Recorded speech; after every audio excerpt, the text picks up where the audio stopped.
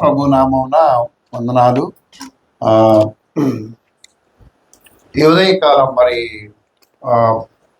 దేవుని సన్నిధికి రావడానికి దేవుడు మనకి ఇచ్చినటువంటి మంచి సమయాన్ని బట్టి దేవునికి వందనాలు చెల్లిస్తుంటున్నాను. ఈరోజు మనం ఆలోచన చేయబోయే అంశం ఏంటంటే బైబిల్లోని శక్తివంతమైన ప్రార్థనలు. బైబిల్లో ఉన్నటువంటి శక్తివంతమైన ప్రార్థనలు, powerful prayers in the Bible. Powerful prayers in the Bible. అసలు ఈ ప్రార్థన చేయటం అనేది ఎప్పుడు స్టార్ట్ అయిందో తెలుసా? యేసు ప్రభు ఆదాము అవ్వ తర్వాత ఆదాముకు ముగ్గురు పిల్లల సంగతి చెప్తాడు కదా. కయీను, హేబెలు, ఇంకా ఆయన ఎవరు? షేతు. కయీను, హేబెలు, షేతు. హేబెలుని కయీను చంపాడు. ఆ తర్వాత చాలా జనరేషన్స్ వచ్చాయి, ఇంకా చాలా మంది పిల్లలు పుట్టారు. ఆ తర్వాత మనకి 4వ అధ్యాయం చూస్తే కయీను హేబెలుకు బదులుగా షేతు అనే ఒక కుమారుడు పుట్టాడు ఆదాము. ఈ ఏనోషు పుట్టిన తర్వాత దేవుణ్ణి అడగడం, ప్రార్థన చేయటం ప్రారంభించబడింది. అంటే ఆదాము పుట్టిన తర్వాత దాదాపు 1500 సంవత్సరాలు, దాదాపు మరి 2500 సంవత్సరాలు అయి ఉండొచ్చు. అప్పటికి చాలా జనరేషన్స్ ఉన్నాయి. 1500 సంవత్సరాల తర్వాత ఈ ప్రార్థన చేయటం అనేది ప్రారంభించబడింది. అసలు ప్రార్థన అంటే ఏంటి అంటే మనకు ఒక జనరల్ కాన్సెప్ట్ ఉంటుంది. ప్రార్థన అంటే ఏంటి? దేవుణ్ణి అడగడం. దేవుని మనకు కొంచెం తెలంగాణ యాసలో చెప్పుకోవాలంటే ప్రార్థన అంటే అడుక్కోవటం. అంతేనా? ప్రార్థన అంటే అడుక్కోవటం. అమ్మా అని అడుక్కోవటం, లేకపోతే అయ్యా అని అడుక్కోవటం కదా. బైబిల్ వాక్యం కూడా అదే చెప్తుంది. అడుగుడి మీకు ఇవ్వబడును, వెదకుడి మీకు దొరుకును, తట్టుడి మీకు తీయబడును కదా. ఇవన్నీ మాటలు చాలా జాగ్రత్తగా చెప్పేస్తాం మనం. అయితే అడిగిన ప్రతివాడు పొందును అని ఉంది. తట్టిన ప్రతివానికి తీయబడును, వెతికిన ప్రతివాడికి దొరుకును. కానీ మనకి మాత్రం ఏం కావు? అడిగితే పొందలేవు, తట్టితే తీయబడదు, వెతికితే దొరకదు కదా. మరి దేవుని వాక్యం తప్ప అంటే దేవుని వాక్యం కరెక్టే, మనమే తప్పు. అయితే బైబిల్లో మనం గమనిస్తున్నట్లయితే ప్రార్థనకి చాలా విలువ ఉంది, చాలా విలువ ఉంది. మీరు ఎవరినన్నా తీసుకోండి. మనం అదే 5వ అధ్యాయానికి వస్తే అక్కడ ఒక ఆయన ఉంటాడు. ఎవరైనా? హానోకు అని ఒక ఆయన ఉంటాడు. ఈ హానోకు ప్రార్థన చేయటం మొదలుపెట్టాడు. 60 సంవత్సరాలు ప్రార్థన చేస్తా ఉన్నాడు. ప్రార్థన చేస్తా ఉంటే ఆఖరికి దేవుడికి ఆయన ప్రార్థన నచ్చి దేవుడు ఆయన దగ్గరికి వచ్చాడు. కిందకి వచ్చి దేవుడు ఆయన ఈసారి ఇద్దరు వాకింగ్ చేసుకుంటూ నడుచుకుంటూ వెళ్తున్నారు ఇద్దరు. రోజు అదే పని. హానోకు అంటే హానోకు ప్రార్థనలో ఎంత ఎదిగిపోయాడంటే హానోకు చేసే ప్రార్థనకు దేవుడికి ఇష్టమయ్యి దేవుడు ఇంకా స్వయంగా ఆ టైంకి హానోకు దగ్గర రావడం ప్రారంభించాడు. అదే 5వ అధ్యాయం చూడండి. 5వ అధ్యాయము 18వ వచనం, 21వ వచనం. హానోకు 65 ఏండ్లు బ్రతికి మెతూషెలను కనెను. హానోకు మెతూషెలను కనిన తరువాత 300 ఏండ్లు దేవునితో నడుచుచు కుమారులను కుమార్తెలను కనెను. అంటే ఏం చేశాడు? 300 ఏండ్లు దేవుడితో నడిచాడంట. అంటే సరిగ్గా ప్రార్థన టైంకి ప్రార్థన చేస్తుంటే దేవుడు వచ్చేసేవాడు ఈయన దగ్గరికి. నేనేదో కథ చెప్పటం కాదు, అక్కడ ఉందే చెప్తున్నా నేను. 300 ఏండ్లు దేవునితో నడుచుచు కుమారులను కుమార్తెలను కనెను. అంటే హానోకు మనలాగే నార్మల్ లైఫ్ బ్రతికాడు, మనలాగే సామాన్యమైన బ్రతికాడు. బ్రతికి దేవునితో నడిచాడంట. 300 ఏండ్లు నడుచుచు సామాన్యమైన బ్రతికాడు. కుమారులను కుమార్తెను తన సంసార జీవితాన్ని భార్యతో పిల్లలతో గడిపాడు. ఆ తర్వాత వచ్చింది దోమ. హానోకు దినములన్నీ హానోకు దినములన్నీ 365 ఏండ్లు. 365 ఏళ్ళు బతికాడు మొత్తానికి ఆయన. హానోకు దేవునితో నడిచిన తరువాత దేవుడు అతన్ని తీసుకుని పోయెను గనుక అతడు లేకపోయాను. ఆ రోజు హానోకు మిస్సింగ్ అయిపోయాడు. తప్పిపోయాడు అనమాట. కనిపించకుండా పోయాడు. భార్యకి, పిల్లలకి, ఇంట్లో వాళ్ళకి, చుట్టుపక్కల వాళ్ళకి ఎవరు కనిపించలేదు. ఇంతవరకు కనిపించలే. ఏమైంది ఇంతకీ అంటే, హానోకు దేవుడితో నడుస్తూ దేవుడు గాని ఆయన గాని మర్చిపోయి దేవుని చేయి పట్టుకొని అలా అలా అలా అలా ఎక్కడికి వెళ్ళిపోయాడు? పరలోకానికి వెళ్ళిపోయాడు. సో ప్రార్థన చాలా విలువైంది. మనం బాగా మరి నిర్లక్ష్యం చేసే ఒక ఆత్మీయ భాగం ఏంటంటే ప్రార్థన. బైబిల్ రెండింటిని నిర్లక్ష్యం చేస్తాం. ప్రార్థన ఏం చేసింది? ఒక సామాన్యమైన మనిషి ప్రార్థన చేస్తా దేవుడికి నచ్చితే దేవుడు రోజు ఆయన దగ్గరికి రావడం, ఆయనతో నడవడం. రోజు 300 ఏళ్ళు నడిచారు ఇద్దరు. ఆఖరి 365 ఏళ్ళు నడిచారు. నడిచి ఒక రోజు మరి ఏం చేశారు? ఇద్దరు ఏం మాట్లాడుకున్నారో ఏమో మనకు తెలియదు కదా. అసలు చుట్టుపక్కల ప్రాంతాలను మర్చిపోయారు. నేను కిందకు వచ్చానన్న సంగతి దేవుడు కూడా మర్చిపోయాడేమో. మరి హానోకు కూడా మర్చిపోయాడు. దేవుని చేయి పట్టుకొని పరలోకానికి వెళ్తాడు. సో ప్రేయర్ ఏం చేస్తుంది? మనం దేవుని దగ్గర తీసుకెళ్తాం. ప్రార్థన ఈరోజు బైబిల్లో ఉన్న కొన్ని ప్రాముఖ్యమైన ప్రార్థనలు జ్ఞాపకం చేసుకున్నాం. అబ్రహాం కూడా అంతే కదా. అబ్రహాం మన సంగతి మనకు తెలుసు. అబ్రహాం నువ్వు రా అంటే వెళ్ళాడు. ఆయన వెళ్ళి సరే ఊరంతా తిరిగాడు. మళ్ళీ అక్కడికే వెళ్ళాడు. వెళ్ళి 15వ అధ్యాయంకి వచ్చేపాటికి నువ్వు నాకేమి ఇచ్చినా ఏమి, నాకు సంతానమే లేదు కదా అన్నాడు. అంటే నేను సంతానం ఇస్తాను 18వ అధ్యాయం ఇస్తుంది అని చెప్పాడు. ఓకే గుడ్, విస్తరిస్తుంది. సరే నిజంగానే ఇస్సాకు పుట్టాడు, బాగున్నాడు, అంత హ్యాపీగానే ఉంది. దేవుడు ఒక టెస్ట్ పెట్టాడు 22వ అధ్యాయంలో. తీసుకెళ్ళి ఏమన్నాడు? బలి ఇమ్మన్నాడు. బలి ఇమ్మంటే తీసుకెళ్ళి బలి ఇచ్చాడు. బలి ఇచ్చాడా? బలి ఇవ్వటానికి తీసుకెళ్ళాడు. కానీ దేవుడు బలి ఇవ్వనివ్వలేదు. ఎంతవరకు ఎదిగాడంటే ప్రార్థనలో దేవుడు ఆయనకు ఒక టైటిల్ పెట్టాడు. ఈజ్ మై ఫ్రెండ్ అన్నాడు. యాకోబు పత్రికలో చూద్దాం 3వ అధ్యాయం. యాకోబు పత్రిక 2వ అధ్యాయము 23 వచ్చింది. James chapter 3:2 James chapter 2 verse 23. కాబట్టి అబ్రహాము దేవుని నమ్మెను, అది అతనికి నీతిగా ఎంచబడెను. ఓకే అను లేఖనం నెరవేర్చబడెను.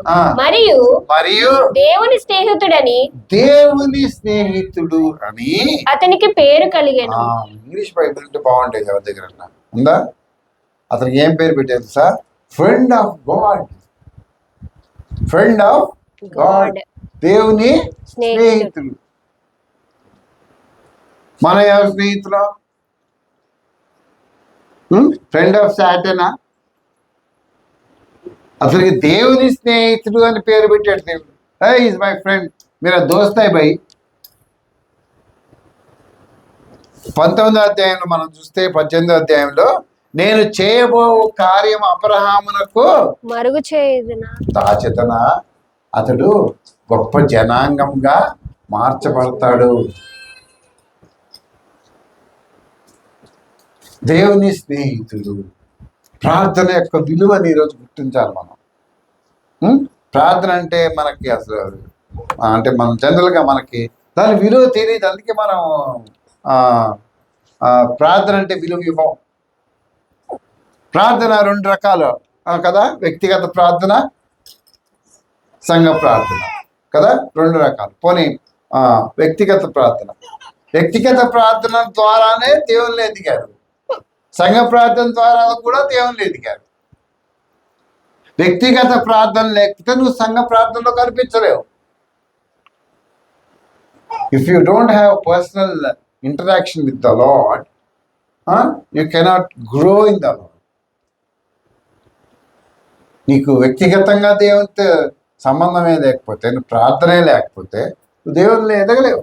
దేవుని గురించి నీకు అర్థం కాదు కూడా. ఎప్పుడైనా అడుక్కోవటమే, దేవా నాకు అది బాగాలేదు, ఇది ఇవ్వు, ఇది చెయ్యి, అది చెయ్యి అంటమే తప్ప దేవుని గురించి డీప్గా తెలుసుకోలేవు, నీకు అర్థం కాదు.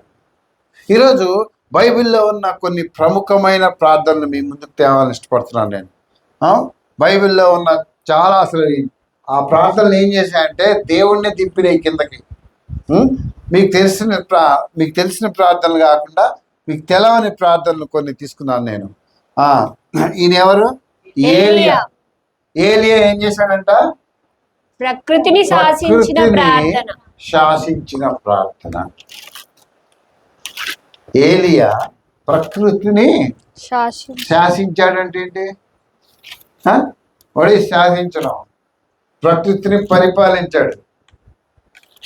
ఈ రూల్డ్ ద నేచర్, ఈ స్టాప్డ్ ద నేచర్, ఈ చేంజ్ ద నేచర్. ప్రకృతిని మార్చాడు, ప్రకృతి యొక్క చక్రాన్ని ఆపాడు. ఏం చేశాడు ఆయన? యాకోబు పత్రిక ఒకసారి చూడండి, వాక్యం చూద్దాం. యాకోబు పత్రిక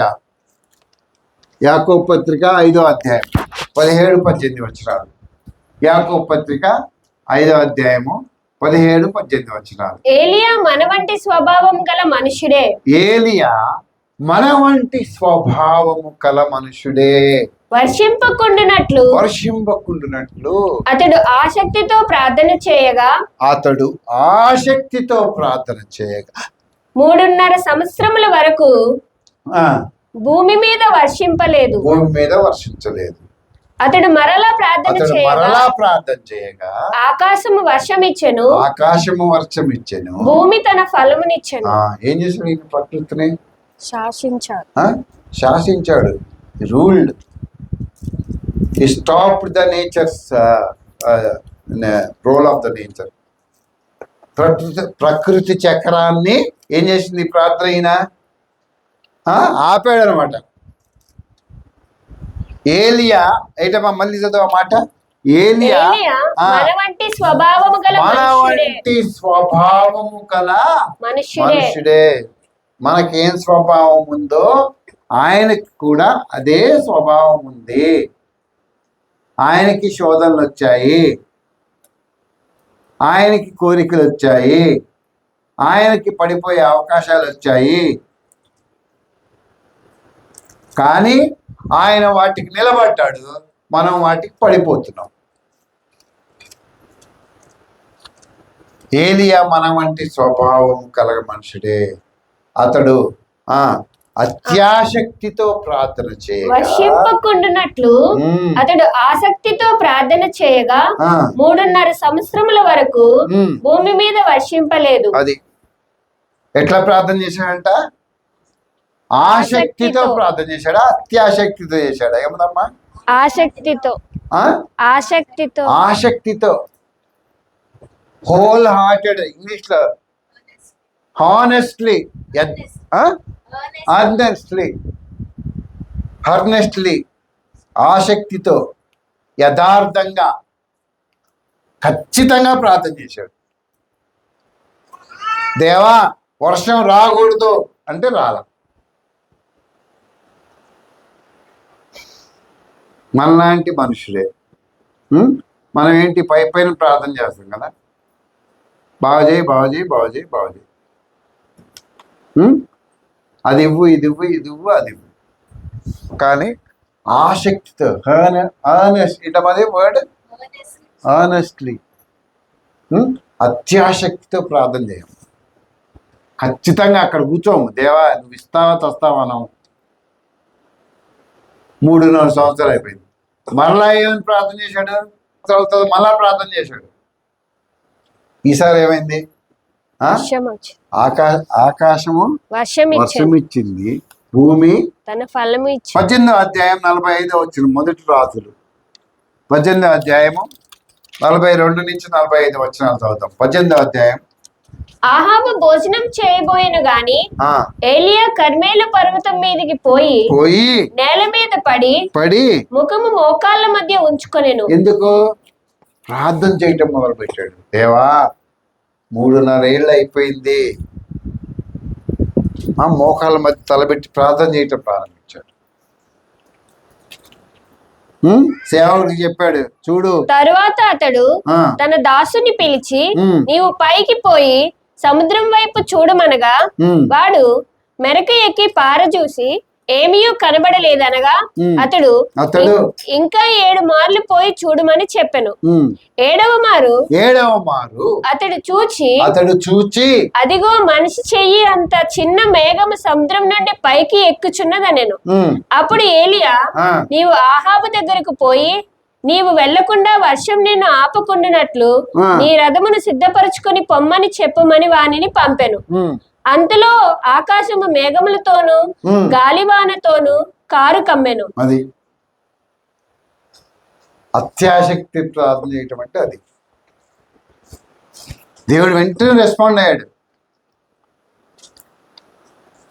నువ్వు వెళ్ళి భోజనం చేయవయ్యా, చేయిపో అని ఆయన పంపించి ఈయన పైన కొండ మీద కాళ్ళ మధ్య మోకాళ్ళ మధ్య తలబెట్టుకొని ప్రార్థన చేయటం ప్రారంభించి, ఆహాబు నువ్వు త్వరగా వెళ్ళు అంటే ఎంతసేపు, ఇంకా ఆయన చెప్పగానే నేను వెళ్ళడు కదా, ఒక 10-15 నిమిషాలు అయిందేమో. సేవకుడు వచ్చి చెప్పాడు, అదిగో ఆకాశమంత మేఘము పైకి ఎక్కుతుంది. ప్రకృతిని ఏం చేసింది ప్రార్థన? శాసించిన ప్రార్థన. మన ప్రార్థనకి ఆయన ప్రార్థనకి తేడా ఏంటి? చదవండి, అక్కడ ఉంది, చదవండి. ఏలియా విశ్వాసంతో ప్రార్థించినప్పుడు నెంబర్ 1, ఏలియా విశ్వాసంతో ప్రార్థన చేశాడు.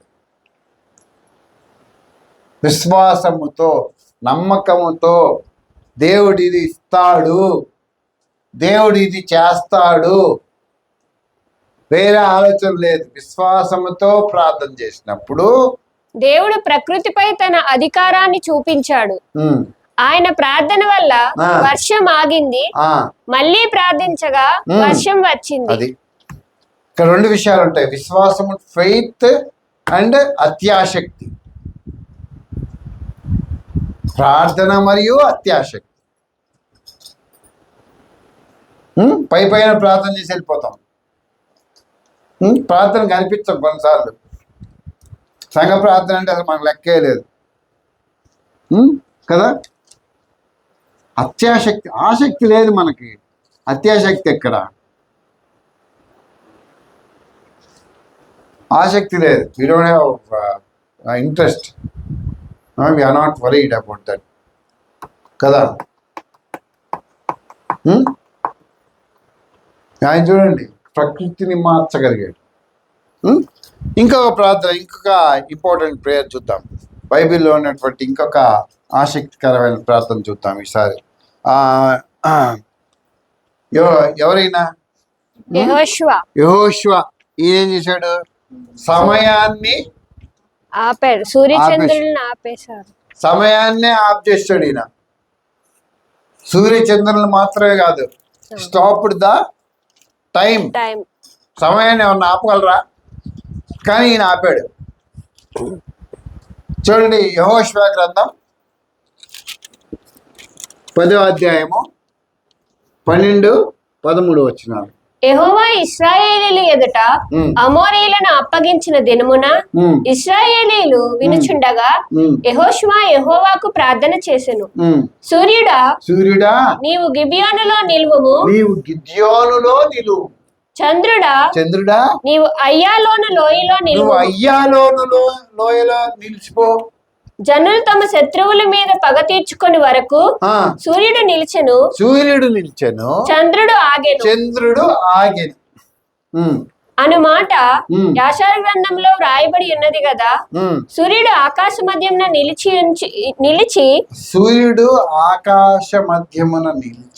ఇంచుమించు ఒక నాడెల్లా అస్తమింప త్వరపడలేదు.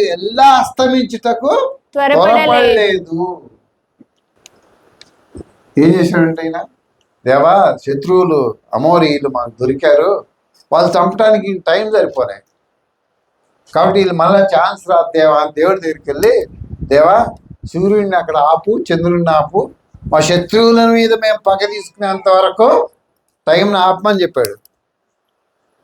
యెహోవా యొక్క నరుని మాట విని ఆపాడా లేదా? ఆపాడా? ఆపలేదా? 23 గంటల 14 ఆపాడు అక్కడ దేవుడు. 23 గంటల 14 అయిపోయింది. 23 గంటల 14. మరి మిగతా ఇంకెన్ని నిమిషాలు వస్తాయి? 23 గంటల 14 పోతే ఇంకెన్ని నిమిషాలు మిగిలినాయి? 60 నిమిషాలకి. అరే 46 నిమిషాలు మిగిలినాయి. ఈ 46 నిమిషాలు ఎవరు ఆపారు మరి? ఎక్కడ పోయినాయి? హిజ్కియా ప్రార్థన చేశాడు కదా. యెషయా గ్రంథం 38. యెషయా గ్రంథం 38 7-8 వచ్చినారు. యెహోవా తాను పలికిన మాట నెరవేర్చుననుటకు ఇదిగో యెహోవా వల్ల నీకు కలిగిన సూచన. ఆహాబు ఎండ గడియారం మీద సూర్యకాంతి చేత దిగిన నీడ మరలా 10 మెట్లు ఎక్కజేసేదను.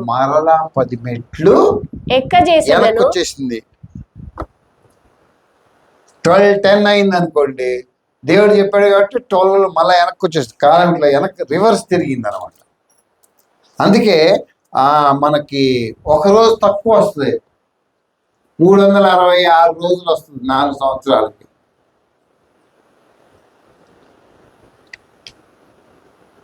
సూర్యుడిని ఆపగలిగారు. వాళ్ళ యొక్క ప్రార్థన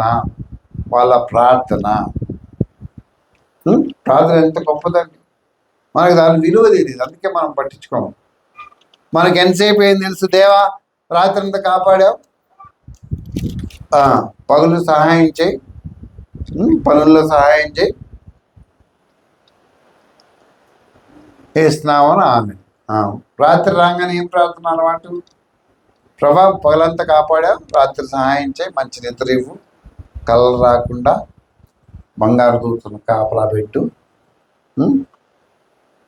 ఫ్యాన్ పోకుండా చూడు, వేస్తున్నావునా ఆమె. అంతే తెలుసు మనకి. రేష్మా లాంటి వాళ్ళు ఏమన్నా, దేవా నాకు ఫ్రీ సీట్ కావాలి, నువ్వు ఇస్తావు కదా, తప్పకుండా ఇవ్వు, నాకు ఇవ్వకపోతే ఇంకెవరికి ఇస్తావు, అయిపోయింది. అది కాదు, అవి మాత్రమే కాదు. చూడండి ఇక్కడ, సూర్యుడిని చంద్రుడిని ఆపగలిగే అంత శక్తి గల ప్రార్థన ఆయుధం నీ చేతిలో ఉంటే నువ్వు దాన్ని వదిలేసి ఎక్కడెక్కడికో పోతావు కదా. నీకు ఎక్కడెక్కడికి వెళ్ళిపోతావు, నువ్వు విల్ గో సమ్వేర్.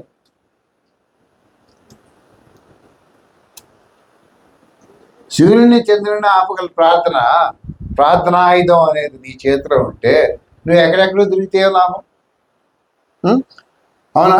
ఇక్కడ నేను ఒక మెసేజ్ రాసుకున్నా, చదవండి ఆ మెసేజ్. యెహోషువ ప్రార్థనకు దేవుడు అద్భుతంగా జవాబిచ్చాడు. దేవుని చిత్తం కోసం చేసిన ప్రార్థన కాలాన్ని కూడా ఆపగలదు. దేవుని చిత్తం కోసం చేసిన ప్రార్థన, దేవుని మహిమ కోసం చేసిన ప్రార్థన కాలాన్ని కూడా ఆపగలదు. It will stop the time, it will stop everything. పరిస్థితులను మారుస్తుంది,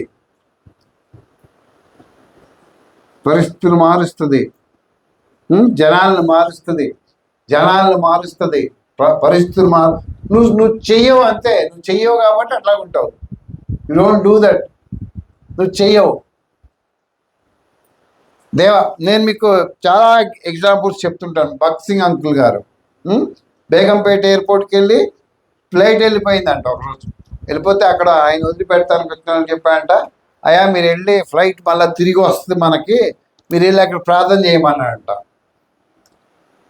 వీళ్ళు వెళ్ళిపోయిన ఫ్లైట్ ఎట్లా వస్తుందిలే, ఆయన పెద్ద ఆయన చెప్పాడు కదా అని ఏదో కుట్ట కూర్చున్నారు. ఒక హాఫ్ అన్ అవర్ తర్వాత ఒక అనౌన్స్మెంట్ వచ్చిందంట బేగంపేట ఎయిర్పోర్ట్లో. ఏమని? పలానా వెనక్కి పలానా ఫ్లైట్ నెంబర్ సో ఢిల్లీ వెళ్ళే ఫ్లైట్ మళ్ళీ తిరిగి వస్తుంది అని అనౌన్స్మెంట్ వచ్చింది. రాగానే ఎవరైతే ఈయన్ని వదిలిపెట్టడానికి వెళ్ళారో బ్రదర్స్ సిస్టర్స్, ఆయన వెళ్ళి కలిశారంట. అవును ఫ్లైట్ వచ్చేసిందంటే, ఫ్లైట్ వచ్చింది మళ్ళీ ఆయన చేశారు. అప్పుడు ఈయన వెళ్ళి నా ఫ్లైట్ వచ్చింది, నేను ఎక్కాలి ఫ్లైట్ అంటే ఎక్కమన్నారంట. ఇప్పుడు వచ్చిందిగా వెళ్ళి ఎక్కిపో అని టికెట్ ఓకే చేశారు, లగేజ్ తీసుకున్నారు, పంపించేశారు. ఇంతకీ మరి నా పోటాడు ఎవరో ఉంటాడు కదా, అక్కడ పోయి అడిగాడు, ఎందుకు మళ్ళీ ఎందుకు తీసుకొచ్చావు, ఏమన్నా ఏంటి ఇంజిన్ లోపమా, లేకపోతే ఏమన్నా తీవ్రవాదులు దాడి చేశారా, అది ఇది అని అందరూ అడుగుతారు కదా. అయితే అట్లేం లేదు, ఆ ఫ్లైట్లో బ్రిటిష్ రాణి గారు ప్రయాణం చేశారు. బ్రిటిష్ రాణి గారు మన దేశానికి వచ్చి చూడటానికి వచ్చారు. వచ్చి హైదరాబాద్లో తాజ్మహల్ హోటల్ ఉంది, అప్పుడు కూడా ఉంది, అది ఇప్పుడు కూడా ఉంది. ఆ హోటల్ ఆవిడ బస్ చేశారు. ఆవిడ స్నానం చేసేటప్పుడు అంటే తన మరి కోట్ల విలువైన వజ్రాల పొదిగిన ఉంగరాన్ని ఆ బాత్రూంలో సబ్బు పెట్టిలో పెట్టి మర్చిపోయి డ్రెస్ వేసుకొని వెళ్ళిపోయింది. ఫ్లైట్ ఎగిరిన తర్వాత చూసుకుంటే ఏం లేదు, ఉంగరం లేదు. ఉంగరం లేకపోతే ఆ ఎయిర్ హోస్టర్ని పిలిచి ఇట్లా అంటే ఏంటంటే నా ఉంగరం పలానా హోటల్ మర్చిపోయాను, ఫ్లైట్ని వెనక్కి తిప్పండి, నాకు ఉంగరం కావాలన్నట్టు. ఆ ఎయిర్ హోస్టర్స్ పోయి ఆయన చెప్పారు ఎవరికి, పైలట్ గారు అన్నారంటే, అమ్మా మేము ఉంగరాన్ని వెనక్కి తిప్పితే నువ్వు మాకు మళ్ళా దాదాపు 80 లక్షల రూపాయలు ఎక్కువ పే చేయాల్సి వస్తుంది అన్నాడు. 80 లక్షలు కాదు, ₹1 కోటి ఇస్తే వెనక్కి తిప్పమన్నారు. సరే కంట్రోలర్ పర్మిషన్ ఇచ్చారు, వెనక్కి తిప్పారు. ఈ లోపల వాళ్ళు ఆ హోటల్ పంపించి ఆ ఉంగరం తెప్పించారు. ఈ ఉంగరం సంగతి ఎవరికి తెలుసు? దేవుడికి తెలుసా, మనకు తెలుసా? దేవుడు తెలుసు. ఆయన తెలుసు. ఆయన చిత్తానికి, ఆయన మహిమకి, ఆయన చిత్తానికి, ఆయన నామానికి మహిమ తెచ్చే ప్రార్థనలు కనుక నువ్వు చేస్తే ఆయన నెరవేరుస్తాడు. వెంటనే ఆ ఫ్లైట్ ఆగటం, బ్రిటిష్ ప్రభుత్వం వెంటనే ₹1 కోటి పే చేయటం జరిగిపోయింది ఉంగరం కోసం. కానీ ఎవరు లాభం పొందారు? దేవుడు ఎందుకు అట్లా చేశాడు అంటే, ఆయన దైవజనుడు ఉన్నాడు అక్కడ, ఆయన ఢిల్లీ వెళ్ళాలి, వాక్య పరిచయం చేయాలి. దేవుని ప్రణాళిక అది, దేవుని ప్రణాళిక. కాబట్టి విశ్వాసంతో కూడిన ప్రార్థన. సూర్యుడిని ఆపేసింది, చంద్రుడిని ఆపేసింది. అప్పుడప్పుడు పైకి చూసి అనుకుంటాను, అరే ఎట్లా ఆపినావు యెహోషువ గారు మీరు కదా. ఇందాక మనం పాట పాడాం కదా, యెహోషువ ప్రార్థింపగా సూర్యచంద్రులను ఆపి. యెహోషువ ప్రార్థన చేస్తారంట, సూర్యచంద్రులు ఆపేచ్చు. నెక్స్ట్ వచ్చిన ఏంటి? ఫస్ట్ మోషే మన్నాను కురిపించి యెహోషువ ప్రార్థింపగా కదా. మన పాటలు పాడతాం అన్ని, మన దాంట్లో అర్థం గ్రహించాం. చూడండి ప్రేయర్ ఎంత విలువైందో చూడండి, ఎంత ప్రాముఖ్యమైంది. సూర్యుడిని చంద్రుడిని ఆపగలిగింది మన అవసరతలు తీర్చలేదా? తీర్చగలదా? తీర్చగలదు. మనం నమ్మం, విశ్వాసంతో ప్రార్థన చేయం. మనంతా పైనే అసలు ప్రార్థనకే రాం. ఎందుకంటే నేను చాలా కష్టాల్లో ఉన్నా, అసలు నాకు టైం దొరకదు, నేను చాలా అరే నువ్వు ఎంత అయిపోయినా ఇదిగో ప్రార్థన ఎంత విలువైందో నువ్వు అర్థం చేసుకోవాలి. ప్రార్థన ఎంత విలువైంది, ప్రార్థన ఎంత పరిస్థితిని ఏ విధంగా మారుస్తుంది. సో మనం మూడో ప్రార్థన చూద్దాం ఈసారి. మూడో ప్రార్థన చూద్దాం. దయచేసి ఆదికాండం 21వ అధ్యాయం, 3వ వచనం చదువుదాం. మొదటి 3 వచనాలు ఆది కాండం 21వ అధ్యాయం 1-3 వచనాలు. యెహోవా తాను చెప్పిన ప్రకారము సారాను దర్శించెను. యెహోవా తానిచ్చిన మాట చొప్పున సారాను గూర్చి చేసెను. ఎట్లనగా దేవుడు అబ్రహాముతో చెప్పిన నిర్ణయ కాలములో సారా గర్భవతి అయి అతని ముసలితనమందు అతనికి కుమారుని కనెను. ఏంటి ఇక్కడ? శారా, తర్వాత ఇస్సాకు, రెబ్కా. వీరి ప్రార్థన అసాధ్యాన్ని సాధ్యం చేసింది. Their prayer changed impossible things as possible. అసాధ్యాన్ని సాధ్యం చేసింది. అసాధ్యాన్ని సాధ్యం చేసింది వాళ్ళ ప్రార్థన. చారాకి 90 ఏళ్ళు. సరే, ఆయనకి ఎన్నేళ్ళు? 100 సంవత్సరాలు కదా. సాధ్యమైంది. దేవుడు చెప్పాడు కాబట్టి సాధ్యమైంది. ప్రార్థన చేశారు. మీదటికి ఈ సంవత్సరం నేను మళ్ళీ వస్తాను, శారా ఒక కుమారుని అంటుందని చెప్పాడు. ఆమె నవ్వింది. కాదు నువ్వు నవ్వద్దు, నిజంగా నీ కుమారుడు పుట్టాడా లేదా? అసాధ్యమైన వాటిని సాధ్యం చేసింది శారా. ఇస్సాకు 40 ఏళ్ళకి పెళ్లి చేసుకున్నాడు. ఒకసారి చూడండి, 25వ అధ్యాయం, సేమ్ 25వ అధ్యాయం 21 వచ్చింది. ఇస్సాకు 40 ఏళ్ళకి పెళ్లి చేసుకున్నాడు. 20 ఏళ్ళు ప్రేయర్ చేశారు. చదవమ్మా. యెహోవాను వేడుకొని, యెహోవా అతని ప్రార్థన వినెను గనుక 20 ఏళ్ళు ప్రేయర్ చేశాడు. యాకోబు ఏశావు పుట్టినప్పుడు ఇస్సాకు వయసు 60 ఏళ్ళు. 40 ఏళ్ళకు పెళ్లి చేసుకున్నాడు. అసాధ్యమైన వాటిని దేవుడు సాధ్యం చేశాడు. హన్నా సంగతి అండి. హన్నా సమూయేలు గారి తండ్రి ప్రార్థన చేసింది, దేవా నీవు నాకు ఒక కుమారుని ఇస్తే ఆ కుమారుని తల మీద మంగళ కత్తి రాకుండా వాడిని నాజీరు చేసి మీకు ప్రవక్తగా సమర్పిస్తానని ప్రార్థన చేసింది. ప్రార్థన చేసిందా? చేసింది. 11వ అధ్యాయము 11 వచ్చిన చదువు. మొదటి సమూయేలు గ్రంథం 1వ అధ్యాయం 11 వచ్చిన. సైన్యములకు అధిపతి యెహోవా నీ సేవకురాలనైనా నాకు కలిగి ఉన్న శ్రమను చూచి నీ సేవకురాలనైనా నన్ను మరొక జ్ఞాపకం చేసుకొని నీ సేవకురాలనైనా నాకు మగ పిల్లను దయచేసిన ఎడల వాని తల మీదకి క్షౌరపు కత్తి ఎన్నటికి రానియక వాడు బ్రతుకు దినములన్నిటను నేను వానిని యెహోవా వగు నీకు అప్పగింతునని నొక్కబడి చేసుకొనెను. 19వ వచనం. తరువాత వారు ఉదయమందు వేగిరమే లేచి యెహోవాకు మొక్కి తిరిగి రామాలోని తమ ఇంటికి వచ్చిరి. అంతటి ఎల్కానా తన భార్యకు హన్నాను కూడెను. యెహోవా ఆమెను జ్ఞాపకము చేసుకుని గనుక హన్నా గర్భము ధరించి ఆమె ఏమని ప్రార్థన చేసింది?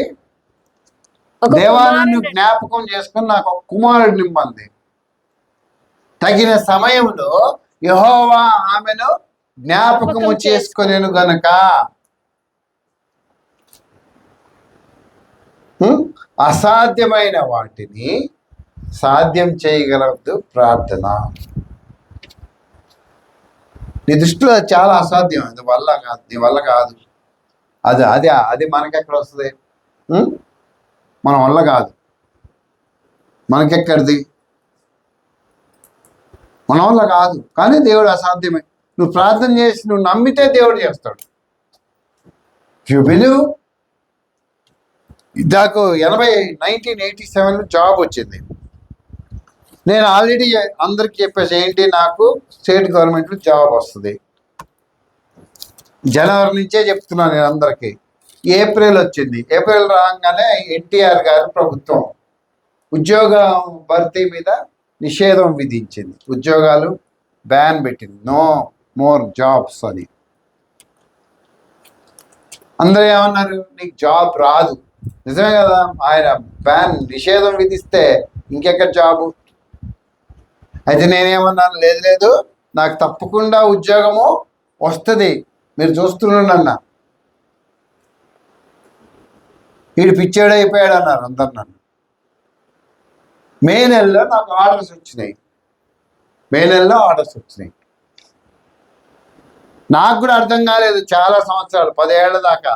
అరే నిషేధం ఉంది కదా, నాకు జాబ్ ఎక్కడి నుంచి వచ్చింది? నాతో పాటు ఇంకా 6గురికి వచ్చినాయి. నాకు అర్థం కాలేదు ఎక్కడి నుంచి వచ్చిందబ్బా. ఇప్పుడు నువ్వు జాయిన్ చేయొద్దంటే నన్ను ఎట్లా జాయిన్ చేసుకుంటాడు అని నేను అనుకున్నాను. దేవుడు అద్భుత కార్యం చేశాడులే, అందుకే జాబ్ వచ్చిందని సరిపెట్టుకున్నా. కానీ 10 సంవత్సరాల తర్వాత నేను ఒకసారి ఏదో అక్కడ పని చేస్తున్నప్పుడు నా ఫైలే అక్కడ కనిపించింది. తీసి చూశాను. అప్పుడున్న మా కమిషనర్ గారు ఏం చేశాడంటే, గవర్నమెంట్కి ఒక లెటర్ రాశాడు. ఇప్పుడు ఇక్కడ మాకు చాలా సఫర్ అవుతుందండి, ఆల్రెడీ ఇంటర్వ్యూలు అయిపోయినాయి, సెలక్షన్ ఆర్డర్ లిస్ట్ వచ్చింది, అయితే వీళ్ళకి ఆర్డర్స్ ఇస్తానికి మాకు పర్మిషన్ ఇవ్వండి అని ఆయన లెటర్ రాశాడు GADM జనరల్ అడ్మినిస్ట్రేషన్ డిపార్ట్మెంట్కి. సరే మీరు ఆల్రెడీ సెలెక్ట్ అయ్యారు కాబట్టి వాళ్ళకి మీరు ఆర్డర్స్ ఇవ్వండి అని వాళ్ళు లెటర్ ఇచ్చాడు. ఈయన రాసిన ఒక్కరోజుకి నెక్స్ట్ డేనే ఆన్సర్ ఇచ్చాడు ఆయన. ఈయన మే 16వ తారీఖున రాస్తే మే 17వ తారీఖున జవాబు ఇచ్చారు, మీరు వాళ్ళకి ఆర్డర్స్ ఇవ్వండి అని. మే 19వ తారీఖున మాకు ఆర్డర్స్ ఇచ్చారు, 1987. నువ్వు నమ్మితే దేవుడు చేస్తాడు. యూ బిలీవ్, అసాధ్యమైన వాటిని సాధ్యం చేస్తాడు దేవుడు. ప్రార్థన అసాధ్యమైన వాటిని సాధ్యం చేస్తుంది. I have written something here. నేను ఒకటి ఇక్కడ చూడండి, ఏంటంటే చదువు. సారా 90 సంవత్సరాల వయసులో బిడ్డను పొందింది కదా, షారా కదా. What is the lesson we have to learn? మనం నేర్చుకోవాల్సిన పాఠం ఏంటి? మనుషులకు అసాధ్యమైనది దేవునికి సాధ్యమే.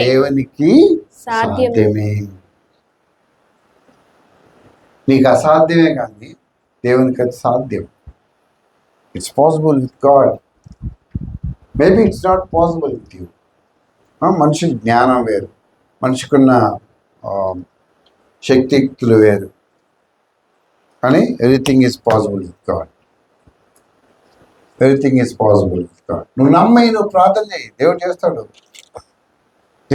నువ్వు నమ్మవు, మళ్ళా డౌట్ దాంట్లో, దానికో మళ్ళా అవును కదా అవుతుందా, అరే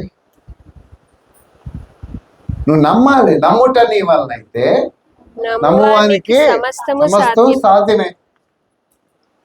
నాకు ఫస్ట్ ర్యాంక్ వస్తుంది, నీట్ వస్తుందా? నా మొహం చూస్తుందా? నమ్మితే ఏమని వస్తుందని నీకే డౌట్. నిజమే, ఫస్ట్ వెనక నుంచి వస్తా ముందు నుంచి వస్తుందా? నువ్వు నమ్మటం బట్టి ఉంటుంది. నమ్ముట నీ వల్ల అయితే నమ్మవానికి సమస్తం సాధ్యమే. నువ్వు నమ్మాలి, నమ్మితే దేవుడు చేస్తాడు, దేవుడు కార్యం చేస్తాడు. నువ్వు నమ్మవు, యు డోంట్ బిలీవ్. మనం ఎంతసేపు మన బలము, మన శక్తి, మనకున్న జ్ఞానము, మనకున్న డబ్బు, మనకున్న ఇన్ఫ్లుయెన్స్, మనకున్న తలాంతులు, మనకున్న అధికారాలు, మనకున్న మన పరిధి, మన చుట్టూ మన పరిస్థితులు, ఇవే చూస్తాం. కానీ మనకంటే పైన దేవుడు అతీతుడు అన్న సంగతి మర్చిపోతాం. అవి మర్చిపోతాం, మనం అవన్నీ మర్చిపోతాం. అందుకే నువ్వు నమ్మాలి. నువ్వు నమ్మితే దేవుడు చేస్తాడు, నమ్మకపోతే దేవుడు చేయడు. నువ్వు నమ్మకపోతే ఏం చేస్తాడు? ఆమె వచ్చింది, ఎవరు రక్తస్రావం గల స్త్రీ వచ్చేం చేసింది? నేను ఆయన ఎందుకు డిస్టర్బ్ చేయటం, ఆయన వస్త్రపు చెంగును ముట్టితే చాలు అనుకుంది. ముట్టింది, స్వస్థ వచ్చింది. ఎవరు నన్ను ముట్టారు, నా నుంచి ప్రభావం పోయింది అన్నాడు యేసు ప్రభు. ఊరికో ప్రభా ఏం మాట్లాడుతున్నావు, ఇంతమంది పడుతుంటే నేను ప్రభావం పోయిందని ఎవరు పడ్డారు మాకే తెలుసు అంటే ఆ స్త్రీ ముందుకొచ్చి తన సంగతి ఏమన్నాడు? కుమారి నీ నీ విశ్వాసమే నిన్ను స్వస్థపరిచెను. అది నీకు విశ్వాసం ఉండాలి, నీకు నమ్మకం ఉండాలి. దేవుడి మీద నువ్వు ఆధారపడాలి, దేవుడు చేస్తాడని నమ్మాలి. నువ్వు నమ్మకుండా చూడండి ఎన్ని ఎన్ని ఎన్ని ఎన్ని ఎన్ని విషయాలు ఉన్నాయో యేసు ప్రభు సన్నిధిలో యేసు ప్రభు గుర్తించినప్పుడు కదా మనం నమ్మం. అందుకే మన జీవితాల్లో అద్భుత కార్యాలు అనేవి జరగవు. ఇంకా మనం నమ్మం కదా, నమ్మితే కదా జరగటానికి. దేవుడు నన్ను స్వస్థపరచగలడు, దేవుడు నాకు ఇది ఇస్తాడు, దేవుడు నన్ను నెరవేరుస్తాడు, దేవుడు నాకు ఇది ఏర్పాటు చేస్తాడు. నేను ఒక ఉపమానం చదివాను. అందరూ వర్షం గురించి ప్రార్థన చేస్తున్నారు. మీరు మీకు చెప్పినట్టున్నాను కదా. అందరూ బైబిల్ పట్టుకొని వచ్చారు. ఒక చిన్న పిల్ల ఏం చేసింది? బైబిల్తో పాటు గొడుగు కూడా తీసుకొచ్చింది. ఎందుకు తీసుకొచ్చింది? విశ్వాసం. మనం ప్రార్థన చేయగానే వర్షం వస్తుంది కదా అందంట. నిజంగానే ప్రార్థన చేయగానే ఏమొచ్చింది? ఆ పిల్ల విశ్వాసం కోసం దేవుడు వర్షం ఇచ్చాడు. మనం ప్రిపేర్ అవ్వం. దేవుడిని అడుగుతాం కానీ వాటిని పొందుకోవటానికి మనం సిద్ధపడం, మనం రెడీ అవ్వం, మనం సిద్ధపడం. అందుకే దేవుడు ఇవ్వడు. దట్స్ వై చూడండి, షారా కానీ వాళ్ళు కానీ ఎవరా రెబ్కా కానీ తర్వాత హన్నా కానీ వారు సిద్ధపడ్డారు.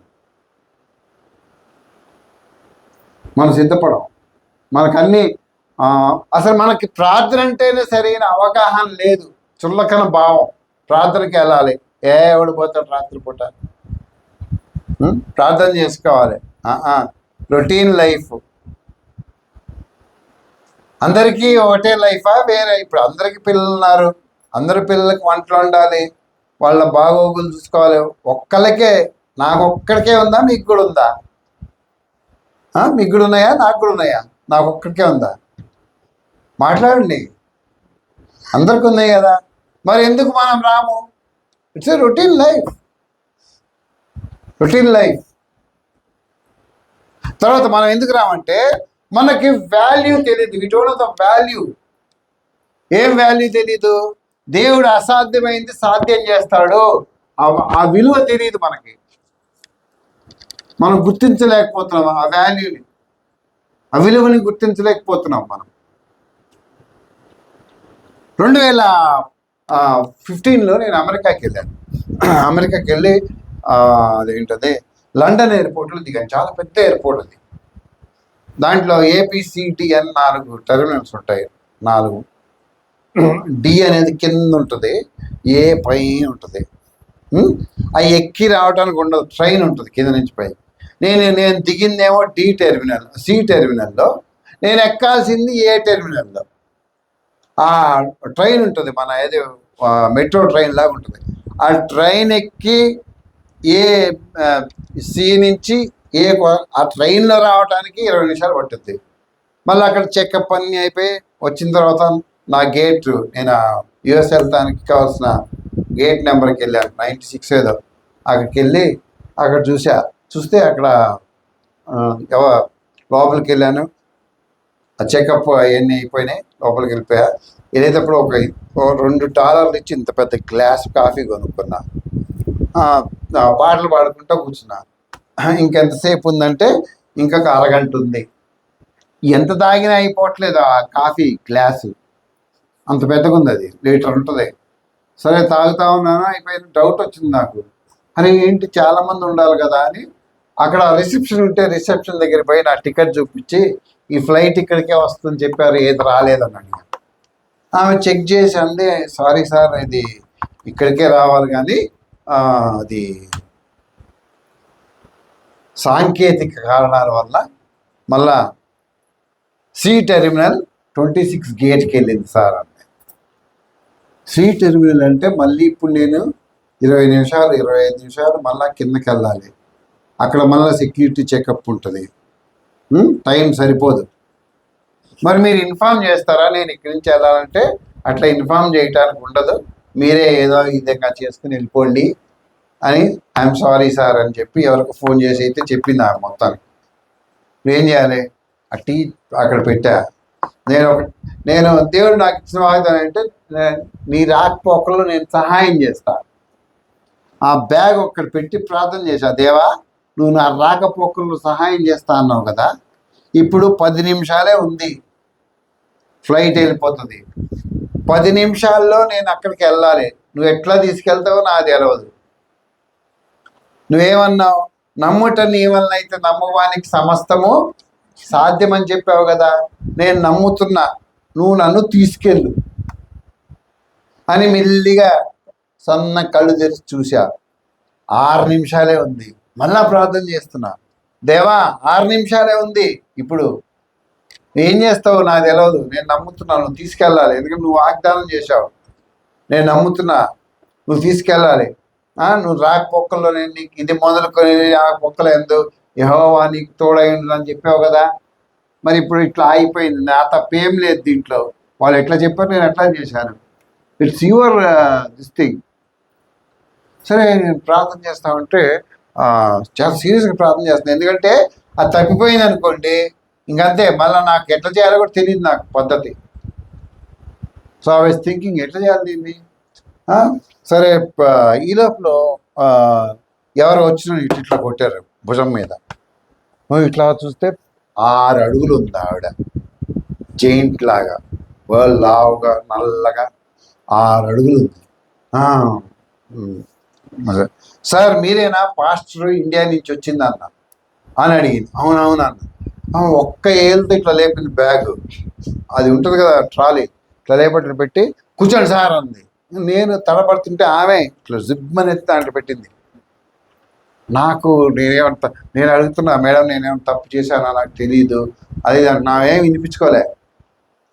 జర్మనీ భాషలో ఏదో మాట్లాడుతూ ఉంది ఆమె. ఫాస్ట్కి వెళ్ళి అందరూ బండి ఏది మన ఈ బండిలు ఉంటాయి కదా ఎయిర్పోర్ట్లో, స్కూటర్ టైప్లో కాదు మామూలు ఆటో టైప్లో ఉంది. నేను ఒక్కడే ఉన్నా, ఆమె స్పీడ్గా తీసుకెళ్తుంది, మాట్లాడుకుంటూ తీసుకెళ్తుంది. అందరూ సైడ్ ఇస్తున్నారు. మొత్తానికి అక్కడ పోయి ఆఖరికి టెర్మినల్ దగ్గరికి వెళ్తేప్పుడు మేడం అన్నా. వాట్ సార్ అన్నది. అంటే నేనేమైనా తప్పు చేశానా, నన్ను ఎందుకు తీసుకెళ్తానంటే నో మీరేం తప్పు చేయలేదు, మీ ఫ్లైట్ దగ్గర తీసుకెళ్తున్నా నేను మిమ్మల్ని. నాకు అర్థం కాలేదు, నా ఫ్లైట్ దగ్గరికి ఈమెకి ఎవరు చెప్పారు, ఎవరు చెప్పారు. మొత్తానికి నేను వెళ్ళేపటి ఫ్లైట్ అక్కడే ఉంది, మెట్లు వేశారు, పైకి తీసుకెళ్ళి ఈమె పైకి తీసుకెళ్ళింది నన్ను. తీసుకెళ్తే ఆ ఎయిర్ హోస్టెస్ అందరు సలాం కొట్టారు ఆమెకి. అంత అయిపోయిన తర్వాత వచ్చేటప్పుడు ఆమె కిందకి దిగేటప్పుడు ప్లీజ్ ప్రే ఫర్ మీ అని మోకరించింది అక్కడ.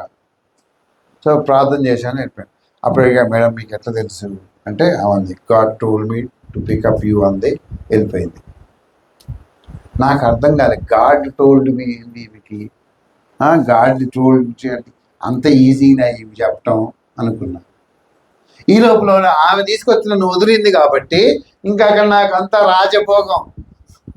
ఒకళ్ళు అది తీసుకొస్తున్నారు, ఒకళ్ళు ఇది తీసుకొస్తున్నారు, ఒకళ్ళు దుప్పటి ఇస్తున్నారు, ఒకళ్ళు టవల్ ఇస్తున్నారు, ఒకళ్ళు శానిటైజర్ ఇస్తున్నారు, అన్నీ చేస్తున్నారు. అయితే ఒకే హోస్ట్ని పిలిచి ఆమె ఎవరు అని అడిగాను. మీకు తెలియదా ఆమె అందా. ఆమె నా తెలియదు అన్నా.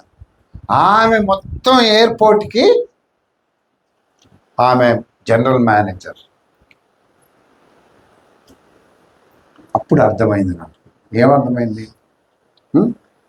నేను ఎప్పుడన్నా పోయి జనరల్ మేనేజర్కి నేను వెళ్ళలేదమ్మా, నా ఫ్లైట్ ఆపంటే ఆపుద్దా? అసలు ముందు ఆమెను కలిసే అవకాశం వస్తుందా? ఓన్లీ ద థింగ్ ఈజ్ మనం నమ్మటం లేదు దేవుణ్ణి. అందుకే మన జీవితాలు అసాధ్యాలుగానే ఉండిపోతుంది. మనం నమ్మట్లేదు దేవుడు నాకు ఇది చేస్తాడు. మనం ప్రార్థనే నమ్మము. నువ్వు ప్రార్థనే చేయవు అసలు, ఇంకెక్కడి నుంచి వస్తుంది? ప్రార్థనకే విలువ లేదు నీ లైఫ్లో. Value in your life for prayer. అసాధ్యాన్ని సాధ్యం చేసింది ప్రేయర్. ఇంకొక ప్రార్థన సంగతి చూద్దాం. యెహోషువ గ్రంథం 6వ అధ్యాయం. యెహోషువ గ్రంథం 6వ అధ్యాయము 2-5 వచనాలు. యెహోషువ గ్రంథం 6వ అధ్యాయం 2-5 వచనాలు. అప్పుడు యెహోవా యెహోషువతో ఇట్లనెను, చూడుము, నేను ఎరుకోను దాని రాజును పరాక్రమం గల శూరులను నీ చేతికి అప్పగించుచున్నాను.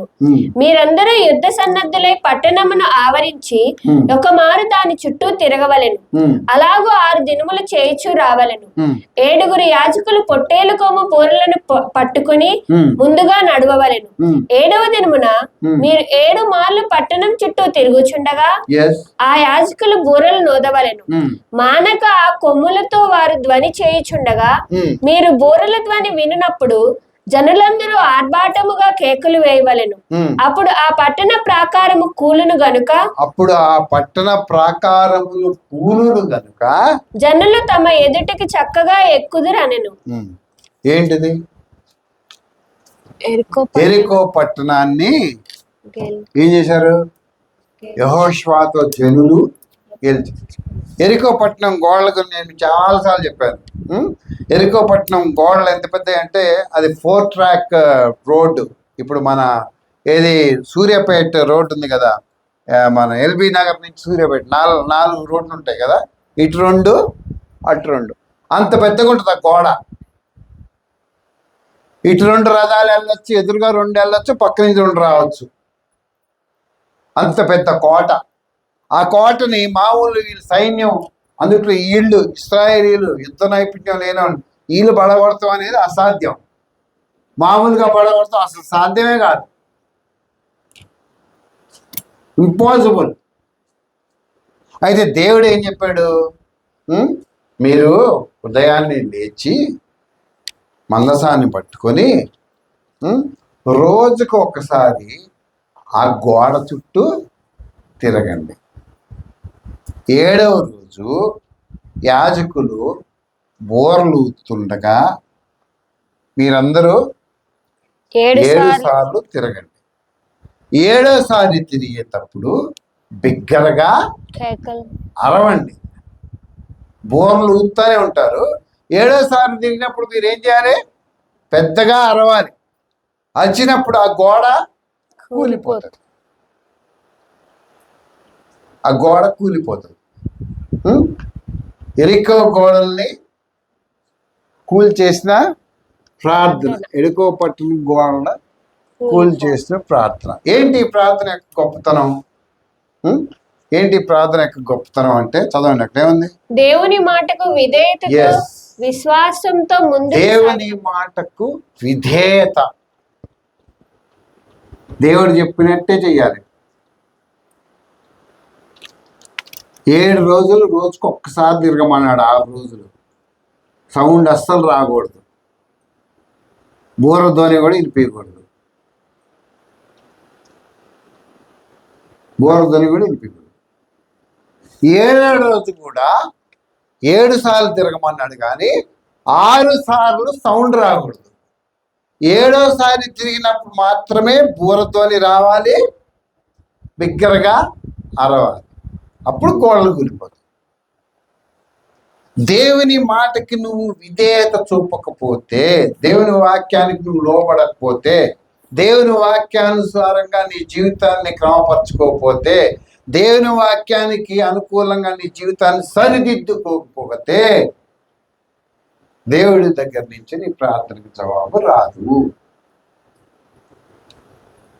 నీతో ఎన్నో విషయాలు మాట్లాడతాడు దేవుడు.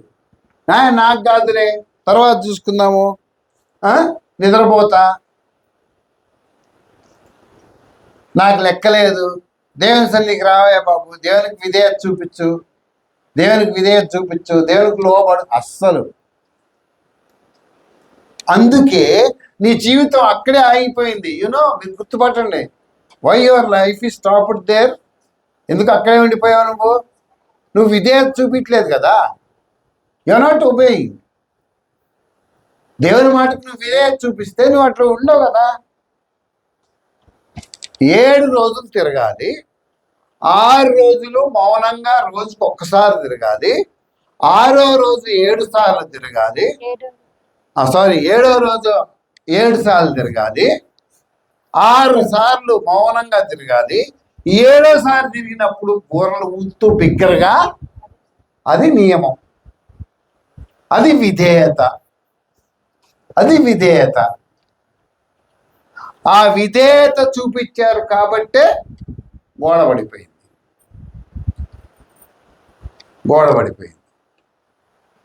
ఎన్నున్నాయి నీ జీవితంలో? పెద్ద పెద్ద గోడలు ఉన్నాయి.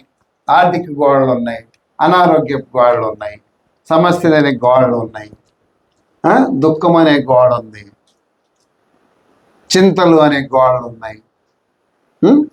ఎన్నున్నాయి కదా? ఇప్పుడే నేను బిల్ గేట్స్ అయిపోవాలన్న కోరికలు అనే గోడలు ఉన్నాయి. ఎన్నున్నాయి? చాలా గోడలు ఉన్నాయి. ఆ గోడలు అట్లాగే ఉంటాయి. ఎప్పుడు నువ్వు విధేయత చూపించాలి. అక్కడ ఏం రాసిన చదవమా నువ్వు? వాక్య దేవుని మాటకు విధేయతతో విశ్వాసముతో ముందుకు సాగినప్పుడు విధేయత ఉండాలి, విశ్వాసము ఉండాలి, విధేయత ఉండాలి. దేవుడు ఏం చెప్తున్నాడు? ఈరోజు నాతో ఏం మాట్లాడాడు? ఈరోజు నాకు ఏం నేర్పించాడు? దేవుడు నన్ను ఈరోజు ఏం చేయమన్నాడు? నేను ఏం తప్పు చేస్తానని చెప్పాడు? ఏం మంచి చేస్తానని చెప్పాడు?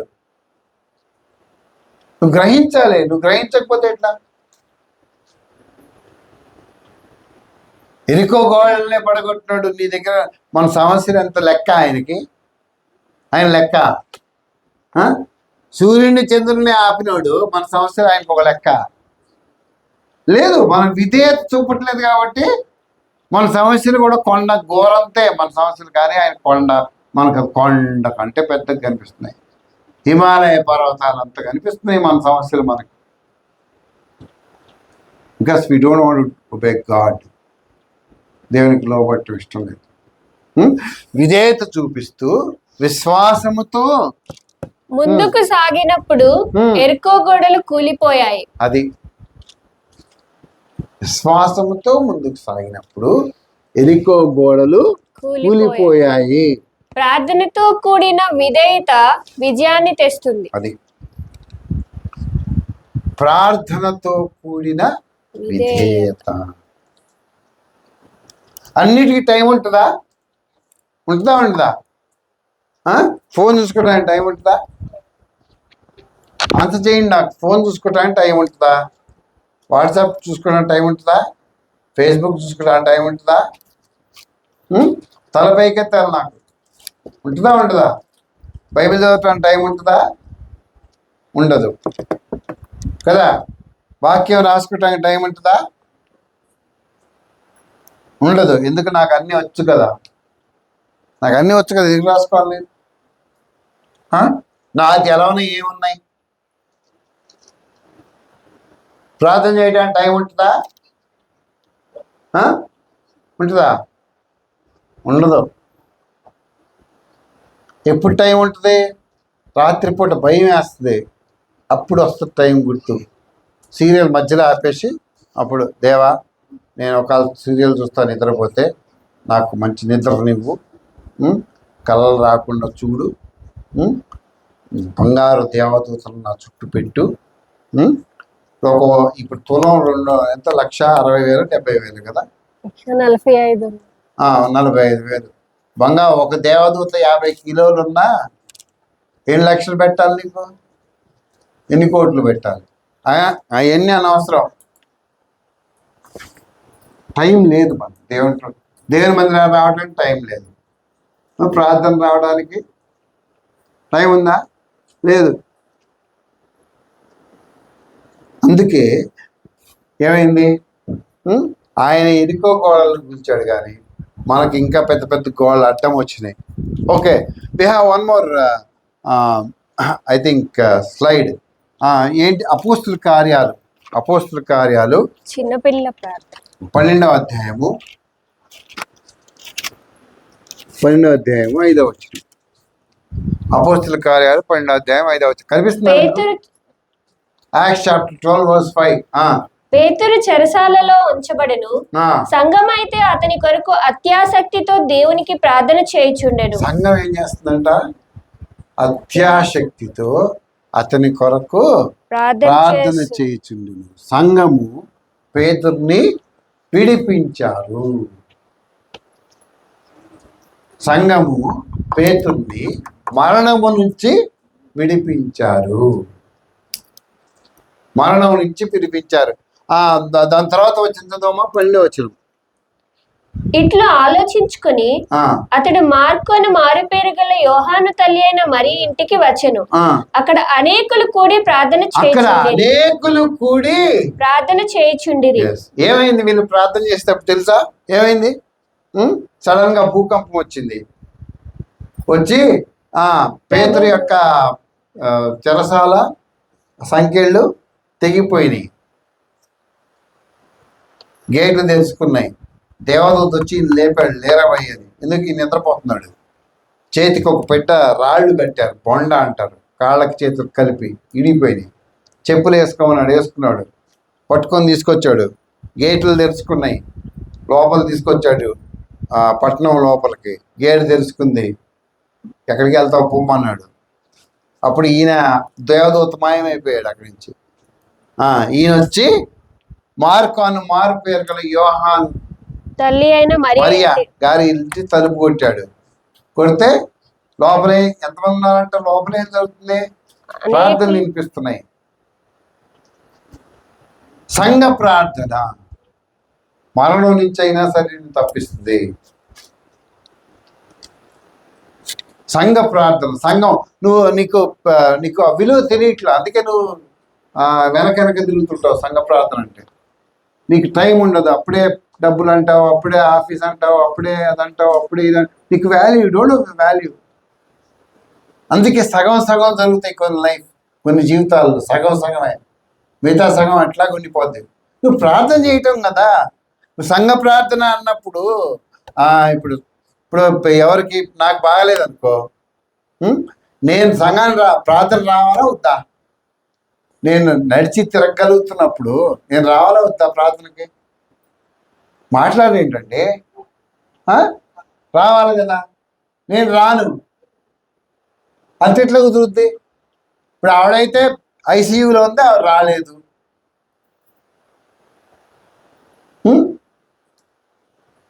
సంఘ ప్రార్థన విడుదల చేసిందంట ఆయన. ఇక్కడ నేను ఒకటి రాసుకున్నాను మీకు. You see that. ఏం రాసుకున్నాను నేను ఇక్కడ? సంఘం ఏక మనసుతో ప్రార్థించినప్పుడు, సంఘము ఏక మనసుతో ప్రార్థించినప్పుడు దేవుడు జైలు ద్వారాలను తెరిచాడు. దేవుడు జైలు ద్వారాలు తెరిచాడు. ఐక్యమైన ప్రార్థన బంధనాలను విరగొడుతుంది. బంధనాలను అంటే సంఖ్యలను విడగొడుతుంది. సంఖ్యలను విడగొడుతుంది.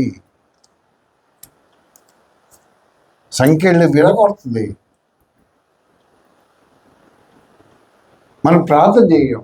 సంఘ ప్రార్థన విలువ ఇవ్వండి. ఇప్పటికైనా రండి, సంఘ ప్రార్థనకు రండి, కూర్చోండి, ప్రార్థన చేయండి. జైలు గోడలేంటి చాలా అద్భుతాలు ఉంటాయి. అపోస్తల కార్యాలు చదివితే మీరు అసలు ఫిలిప్ లైఫ్లో ఆయన కోసం సంఘం చేస్తున్న ప్రార్థన. ఫిలిప్ వెళ్ళి ఎక్కడో అడవిలో ఉంటే ఆయన తీసుకొచ్చి అక్కడ వదులుతాడు దేవుడు. ఒక దగ్గర నుండి ఇంకో తెచ్చి అక్కడ పరిచయం అయిన తర్వాత మళ్ళా తీసుకొచ్చి అక్కడ ఆ జ్యోతిలో వదులుతాడు దేవుడు. సో సంఘ ప్రార్థన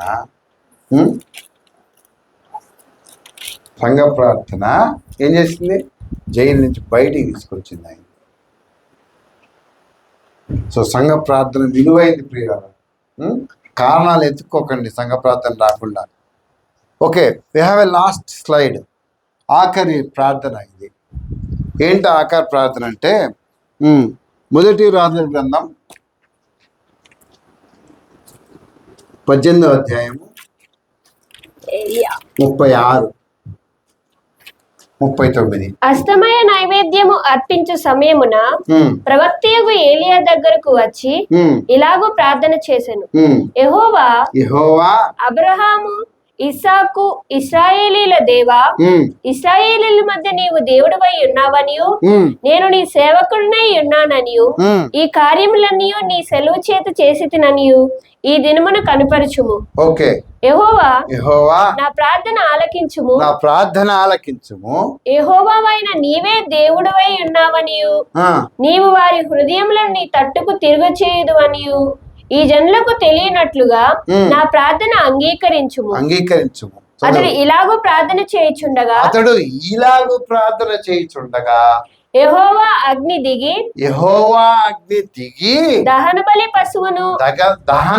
పశువును కట్టెలను రాళ్లను బుగ్గిని దహించి కందకమందున్న నీళ్లను ఆరిపోజేసెను. ఆయన ప్రార్థన చేసేటప్పుడే పైనుంచి అగ్ని దిగొచ్చి దహనబలి పశువుని, కట్టెల్ని, రాళ్ళని దహించి బూడిద చేసింది. ఆయన చుట్టూ 3 కందకాలు తవ్వి 3 డ్రమ్ములు నీళ్లు పోస్తాడు, అది కూడా ఆరిపోయింది. అంటే ఈ సువార్థీకరణకు దారి తీసింది. ఈయన చేసిన ప్రార్థన ఏంటి? యెహోవా దేవుడైతే యెహోవాని నమ్ముకోండి, బయలుదేవత అయితే బయలు నొప్పుకోండి. వాళ్ళు నమ్మకపోతే ఈయన ఒక పరీక్ష పెడతారు. మీకు ఎద్దులు ఇవ్వండి, నాకు ఎద్దులు ఇవ్వండి. అగ్ని వేయకుండానే మీరు మీ దేవుడు వచ్చి దాన్ని ఒప్పుకోవాలి, దేవుడు వచ్చి దాన్ని దహించాలి. వాళ్ళ దేవుడు బయలు రాడు, వాళ్ళు ఒళ్ళు కోసుకుంటారు, రక్తం కారుస్తాం, కానీ రాడు. పొద్దు నుంచి సాయంత్రం వరకు మీ దేవుడు నిద్రపోతున్నాడేమో, గట్టిగా అరవండి అని ఎగతాళి చేస్తాడు. నైవేద్య సమయమున అంటే 6 సూర్యాస్తమయం అవుతుందంటే ఈయన ప్రార్థన చేశాడు, దేవా నీవే జీవం గల దేవుడు నేను తెలుసుకోతట్లు ఈ అగ్ని నిన్ను రుజువు చేసుకో అన్న. అప్పుడు ఆకాశం నుంచి అగ్ని వచ్చి సువార్థీకరణ, దేవుని పని చేయాలంటే నువ్వు ప్రార్థన చేయాలి. నువ్వు ప్రార్థన లేకుండా దేవుని పని చేయలేవు, నువ్వు నిలబడలేవు. నువ్వు ప్రార్థన లేకుండా నువ్వు దేవుని పని చేయాలంటే వీలు అవ్వదు. నీకు భయం వేస్తుంది, నీలో భయం ఉంటుంది. వాళ్ళు ఏమంటారు నన్ను, వాళ్ళు ఏమని రాసా నేను, పరలోకము నుండి అగ్ని వచ్చి బలిని దహించింది. అది పరలోకము నుంచి అగ్ని వచ్చి దహించినట్టు నువ్వు ప్రార్థనాపూర్వకంగా గనక సువార్త చెప్తే వ్యక్తులు మారుతారు. నువ్వు పట్టుబట్టి పలానా వ్యక్తిని మార్చు ప్రభువా, నువ్వు ప్రార్థన చేయి, ఎందుకు మారరు? సువార్థీకరణ, నువ్వు నిలబడలేవు, యు కెనాట్ స్టాండ్. ఏమన్నాడు ఆయన? యెహోవా దేవుడైతే యెహోవాను పూజించండి, యేసుప్రభు దేవుడు బయలుదేవత అయితే నీకు ఆ భారం, కన్సర్న్ లేదు. అరే ఇంతమంది నష్టపోతున్నారే, కనీసం ప్రార్థన చేద్దాం. నా భాగస్వామికి మారు మనసు లేదే, నా బిడ్డలకు మారు మనసు లేదే, నా తల్లిదండ్రులకు మారు మనసు, నీకు you don't have that concern అంటున్నాయి. మా కన్సర్న్ అంటే ఏమంటున్నా మా తెలుగులో, ఆ బాధ్యత లేదు, ఆ భారం లేదు, ఆ భారం లేదు, ఆ బాధ్యత లేదు, ఆ వేదన లేదు, ఆ బాధ లేదు. చూడండి ఆయన ఎంత చక్కగా చెప్పాడు.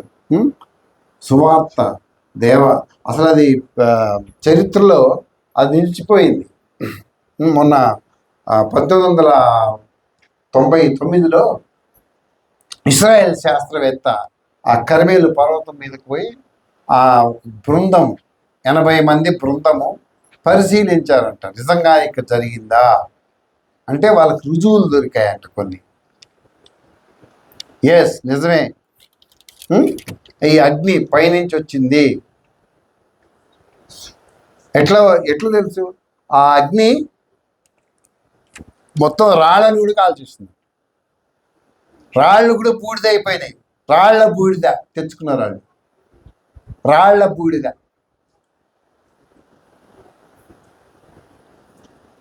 కాబట్టి పిల్లరా, ముఖ్యమైన ప్రార్థనలు మనం చూసాం, 6 ప్రార్థనలు చూసాం. దీని ఉద్దేశం ఏంటంటే ప్రార్థన యొక్క ఆవశ్యకతను, ప్రార్థన యొక్క విలువను మనం గుర్తిద్దాం. ప్రార్థన ఏమన్నా చేయగలదు. దేవుణ్ణి మార్చగలదు, దేవుణ్ణి కిందకి తీసుకొని రాగలదు, నీ పరిస్థితులు మార్చగలదు, సమయాన్ని మార్చగలదు, అసాధ్యమైన వాటిని సాధ్యం చేయగలదు, సృష్టిని ఆపగలదు, అవసరమైతే సృష్టిని ఆపగలదు, ఏమన్నా చేయగలదు. కాబట్టి విశ్వాసులుగా దేవుడు మనకి ఇచ్చిన ఒక పెద్ద ఆధిక్యత, గొప్ప ఆధిక్యత, అది విలువైన ఆయుధం. అది మనం దాన్ని ఉపయోగించట్లేదు. You are not using it. మనం ఉపయోగించట్లేదు. కాబట్టి ఈ రోజైనా సరే దేవుడితో, దేవా నిజమే, నీ ప్రార్థన లైఫ్ ఎట్లా ఉంది? అసలు నువ్వు ప్రార్థన చేసుకుంటున్నావా? దేవునితో ఎంత సమయం గడుపుతావు? దేవుని సన్నిధిలో ఎంతసేపు గడుపుతావు? ఏం నిద్రపోయేటప్పుడు 5 తీసేసేయండిలే. మామూలుగా దేవునితో ఎంత సమయం గడుపుతావు? బైబిల్ ఎంతసేపు చదువుతావు? ప్రార్థన ఎంతసేపు చేస్తావు? అవి ఏం చేయకపోతే నువ్వు ఇట్లా నార్మల్గానే ఉండిపోతావు, ఇక్కడే ఉండిపోతావు, ఇట్లాగే ఉండిపోతావు. నీకున్న సమస్యల సుడిగుండం అంటారు సరే, అట్లా తిరుగుతూనే ఉంటావు, దాని చుట్టూ తిరుగుతుంటావు. Same problems, same issues, same అనారోగ్యం, సేమ్ ఆర్థిక ఇబ్బందులు, సేమ్ మనశ్శాంతి లేకపోవటం. ఒకడు బూడుద్దామంటే ఇంకోటి తవ్వాల్సి వస్తుంది, ఒకటి చేయాలంటే ఇంకోటి చేయాల్సి వస్తుంది. కాబట్టి ఈ సమయంలో ప్రభు బలను సమర్పించక ముందు మరి మన జీవితాలను ఒకసారి చూసుకొని మన ప్రార్థనా జీవితం ఎక్కడ ఆగిపోయింది, అసలు మొదలుపెట్టా లేదా ఇంతవరకు ప్రార్థనా జీవితం అసలు ఉందా లేదా? ప్రార్థనా జీవితం ఉంటే ఏదో ఒక మార్పు కనిపిస్తుంది, ఏదో ఒక మార్పు, అయితే అట్లాగే ఉండిపోతాం. కాబట్టి దేవుడు ఈ సమయంలో ఈ మాటలు మన వెనుకిట్లో దీవించును గాక. ఆమేన్.